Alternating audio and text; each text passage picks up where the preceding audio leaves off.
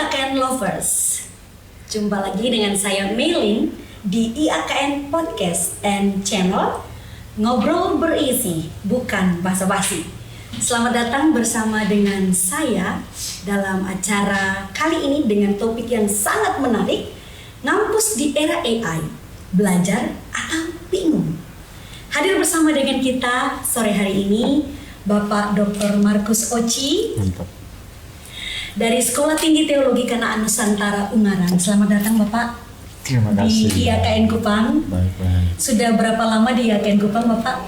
Datangnya hari Kamis ya. Kamis. Okay. Jumat, Sabtu, Minggu sampai besok. Oke, baik. Gimana suasana di Kupang? Apakah berbeda dengan tempat-tempat lain? Mantap, asik. Suasananya, kulinernya, wow, luar biasa. Wow. Iya. Ada pepatah yang mengatakan tak kenal maka tak sayang. Kalau sudah kenal susah move on, Pak. Baik. Baik, IAKN Lovers, hari ini kita akan bahas topik yang menarik, ngampus di era AI, belajar atau bingung? Ya, kita tahu sekarang AI gampang ya untuk diakses, baik itu oleh dosen, pegawai ataupun mahasiswa. Dan banyak sekali tulisan-tulisan yang membahas tentang AI. Nah, menurut Bapak, apa sih dampak paling terasa dari kehadiran AI? Misalnya ChatGPT, OE, apalagi Perplexity, dan sebagainya dalam dunia kampus saat ini. Bagaimana pendapat Bapak? Baik Bu, terima kasih pertanyaan yang luar biasa. Dampak positifnya adalah kita boleh mengerti, dapat memahami berbagai hal-hal yang kita inginkan melalui ketika kita menulis melalui chat AI dan lain-lainnya. Dampak negatifnya bagi dosen, bagi mahasiswa dimudahkan sehingga belajar dan datang ke perpus meminjam buku jadi agak malas gitu ya karena sudah enak gitu. Iya ya Pak. Dan itu dampaknya. Iya benar. Demikian Bu ya. Oke, jadi ada positif dan Ya, negatif ya. betul Bu. Nah, Ya. dari pengalaman Bapak pernah nggak sih mahasiswa itu mengerjakan tugas menggunakan AI dan kedapatan? Wah, kalau saya tidak sebut kampusnya ya Bu ya, Benar. tapi pengalaman saya banyak sekali tugas-tugas yang mata kuliah saya yang saya ampu. Hampir 80% mahasiswa itu menggunakan AI. Wow. Sebenarnya tidak ada masalah, tapi barangkali yang perlu mereka perhatikan, tidak semua data dan informasi dari AI itu cocok. Iya benar. Dan itu yang perlu mau evaluasi gitu ya, atau direview supaya tulisannya, papernya dan semuanya tidak asal aja. Karena kalau langsung tanpa direview, dibaca, akan terjadi miskomunikasi ya antara tema dengan pembahasannya gitu Bu kira-kira. Nah, kalau seandainya Bapak kedapatan nih mahasiswa mengerjakan tugas menggunakan AI, biasanya apa saran dari Bapak? Apakah responnya marah atau menegur atau bagaimana nih? Ya baik Bu. Kalau saya pribadi tidak ada masalah Bu, asalkan ketika mereka mengerjakan paper, tugas dan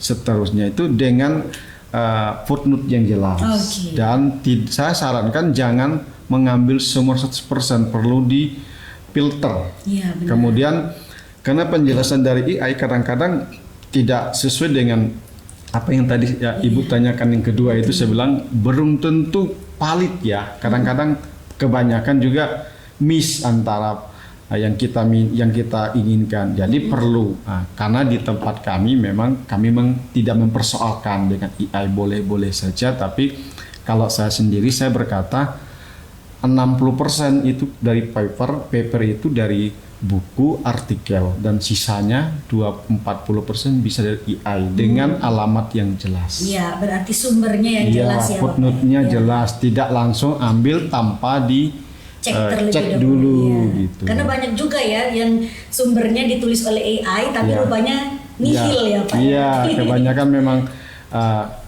kalau tidak hati-hati ya lumayan berbahaya. Benar sekali. Dalam konteks plagiarisme ya. Iya, betul. Gitu. Nah, kalau Bapak nih sebagai dosen, kalau boleh tahu bidang ilmunya apa Pak?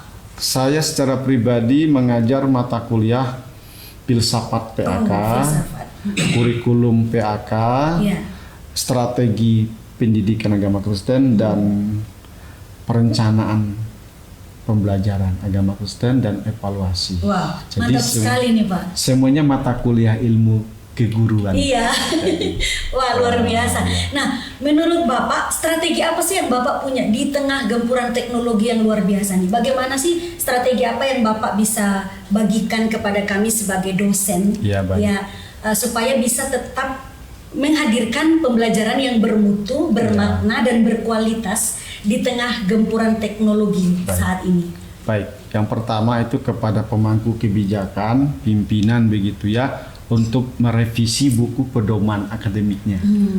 Artinya ditambahkan item bahwa mengerjakan tugas boleh menggunakan AI, tapi ada batasannya. Lalu turunannya adalah perlu sosialisasi kepada dosen, kepada mahasiswa, dan di dalam konteks mengajar dosen perlu di dalam RPS-nya harus ditulis, harus dicantumkan, cantumkan boleh menggunakan AI, tapi umpama dari 10 daftar pustaka atau daftar referensi hanya mungkin ambil 1 sampai 4, lalu 6-nya itu buku dan artikel. Oke, Gitu, Bu. Supaya kita tidak tutup mata ya bahwa AI juga kita butuh, tetapi buku juga kita juga butuh, supaya ada keseimbangan antara perkembangan teknologi dan juga kepada buku yang memang menjadi dasar.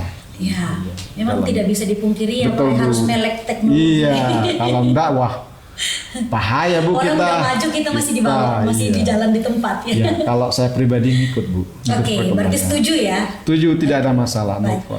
Kalau tadi strategi dan pesan untuk dosen, sekarang untuk mahasiswa Pak. Ya, kepada mahasiswa, rekan-rekan ini masih di mahasiswa. IKN Kupang lagi nonton. Ya, mahasiswa di AKN Kupang dan seluruh Indonesia Ya. perlu jeli dan tidak semerta-merta mencari jalan pintas tugas lewat AI dan kawan-kawannya. Perlu data-data yang kita ambil dalam konteks paper dan sejenisnya kita validasi apakah ini benar atau tidak. Kemudian jangan lupa buku yang di perpus baik itu cetak, PDF dan artikel itu perlu menjadi referensi utama. AI tetap jadi bagian tetapi bukan yang utama. Demikian. Iya. Wah, luar biasa sekali Pak. Iya.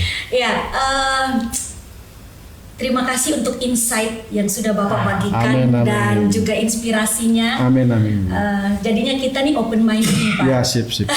Terkait dengan AI. Ya, oke. Dan terima kasih sudah hadir bersama di podcast Ya. kita sore hari ini.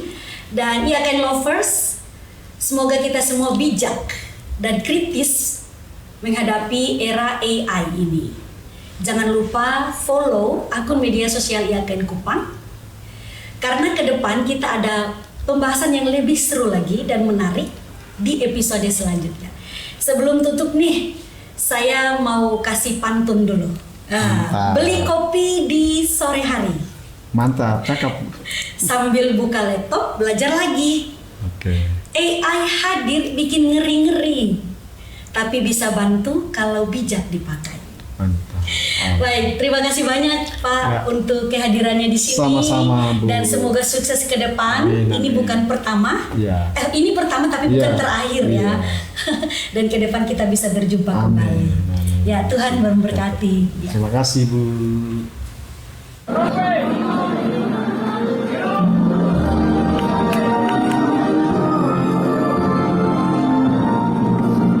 Institut Agama Kristen Negeri Kupang siap berdaya bawa Tridharma, awinkan diri untuk Tuhan dan gereja, kobarkan semangat satu nusa satu bangsa. Institut Agama Kristen Negeri Kupang ibadah tekad jiwa cinta kreasi, bersatu cerdaskan bangsa dan pribadi dalam tempaan agama, ilmu dan seni. Maju dan percayalah, ilhamnya Tuhan. Maju dan percayalah bawakan Kristus, bangsa dan terpulang, ilham bersinar bagi nusa dan bangsa. Maju dan jayalah IAKN Kupang, maju dan jayalah bawa panji Kristus. Bangga dan teguhlah IAKN Kupang, berdiri bersinar bagi nusa dan bangsa.